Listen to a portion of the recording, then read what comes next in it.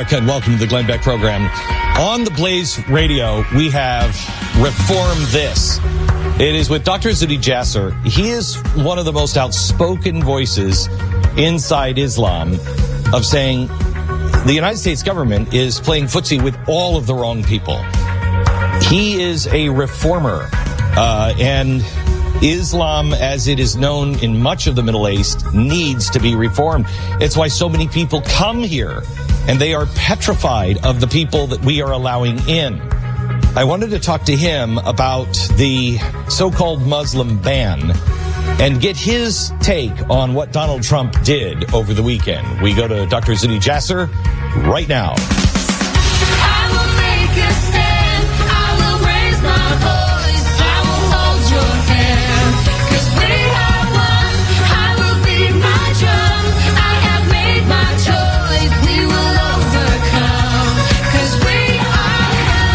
Fusion of entertainment and enlightenment.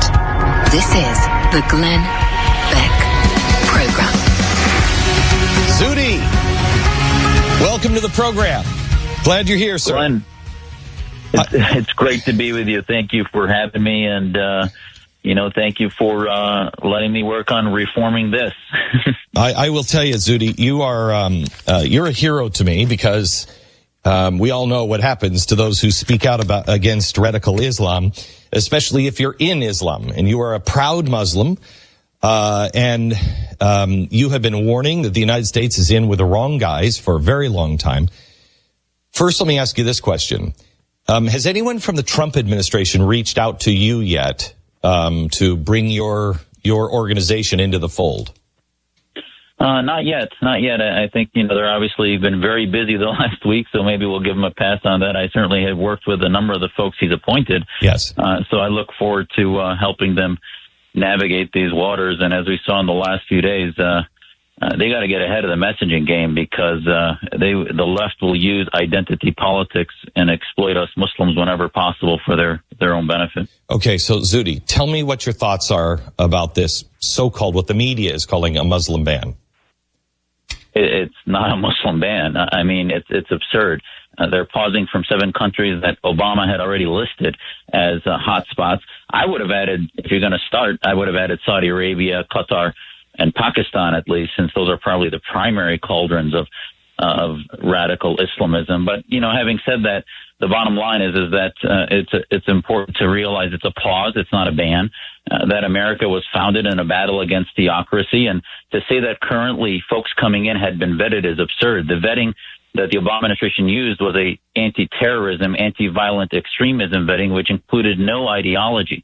And I actually debated last night on Fox the head of the International Rescue Commission, and he couldn't come up with one evidence that they're vetting against jihadism or Islamism. So the pause is necessary, but the implementation has certainly been haphazard the last few days. And if you get this wrong and we lose the messaging, America should never lose its beacon on a hill as being that place where people come for refuge, for freedom and liberty. We don't want theocrats here, and it's very pro-Muslim, pro-modern Islam to say that we don't want theocrats here. And, for people like Senator Schumer to say that, to shed false tears and say that somehow this is going to feed into the anti-American narrative is absurd when Muslim countries like Saudi Arabia have accepted zero refugees in. So to say that it's anti-Muslim, to just put a pause on a very anemic program anyway from the Obama administration is absurd. Zuhdi, why doesn't Saudi Arabia take any Muslim refugees? 2 things that should be clear to Americans, which is number one is they are anti-Islamist as far as the grassroots viral movement. They claim to be against the Brotherhood, and they realize the ideologies that they're spreading and how it'll bite them in the rear end. So while they're with us, they're the firefighters. They're also the arsonists, so they get it. Secondly, the refugees get it also. They don't want to go to places as bad or worse than what they're fighting for freedom in Syria for. So there's 2 things there that make it pretty much a mutual hate between the majority of refugees who really want to be free and away from the dual genocide happening from ISIS and from the Assad and Iranian regime. Okay, so I know this would be, a pure guess, but we let 15,000 or 100, let's just say a round number. We let 100,000 people in, and they're Muslim refugees. From that part of the world, any idea how many, what percentage have been radicalized? Well, this is the key question, and this is what we've been screaming from the rooftops for the last 8 years. Actually, 5 years, obviously, since the revolution. But studies have shown in Europe, 20 to 25% of refugees have sympathies for ISIS. Sympathies. Now, they're not radical as far as, how do you define radical? Are they militants who are trying to commit acts of violence? No. They'll pass the muster for, do they belong to ISIS? No. But just as in the Cold War, these are ISIS sympathizers. They believe in the cause. They believe in Islamic State, a caliphate, etc. So when you ask, is the Trump administration engaging us? They haven't yet, and we want them to use our Muslim Reform Movement document, which is a 2-page declaration that we stand against the core principles of an Islamic State. And if Muslims believe in that, which is true for 70 to 80% that are coming here, then we should welcome them. And actually what that'll do is Americans, when they see refugees coming that embrace those principles and they aren't doing acts of wanton crime on the streets as they are in Germany and Sweden and elsewhere, it'll make them more endeared to the cause. So and everyone wins if we start vetting against theocratic fascism. Zuhdi, what should the president be doing now? What should he, who should he be standing with? Who should he be talking with? What should he be doing to control this message? Well, this is the issue, is that he wrote an executive order, gave himself 120 days, and, we're trying to make up for 8 years of dysfunction and blindness, willful blindness in Washington. So to make up for that, he talked about a commission on radical Islam. I hope it's called a commission on radical Islamism, but he needs to convene that. I think ideally it should be chaired by a Muslim. We've got reformers that signed our declaration from that include Shireen Qudsi, Ezra Nomani, Rahil Raza, Majid Nawaz in Britain, a Danish parliamentarian. There are many of us out there that can become resources for saying, this isn't a war against Islam. It's a battle within the House of Islam that we're going to take sides on. And let's reinvigorate, they called it in the last few decades public diplomacy, but in the Cold War it was the U.S. Information Agency. Let's start radio free, liberty in the Middle East and start putting our so-called allies on notice that, the gig's up. We realize that you might be with us on that last step to kill the terrorists, but you're certainly not with us on the previous 100 steps of radicalization, which is the ideologies that make them anti-Western, anti-Semitic, and really are fueling our own demise. How do you give somebody the argument? They're going into the office today, and they are going to sit with some of their liberal friends who are going to start regurgitating everything that the media has said this weekend. Help them win this argument. Today's arguments. The argument of let's role play here.